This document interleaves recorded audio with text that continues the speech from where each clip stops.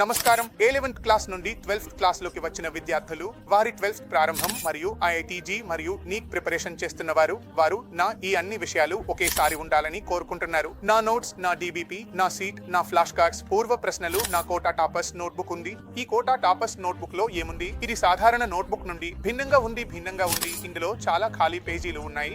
పాటు డిబిపి ఉంది, సీట్ ఉంది, ప్రశ్న బ్యాంక్ ఉంది, ఫ్లాష్ కార్డ్స్ ఉన్నాయి. తద్వారా మీరు ఒకే టాపిక్ యొక్క పూర్తి పునశ్చరణను ఒకే నోట్బుక్ నుండి చేయగలరు.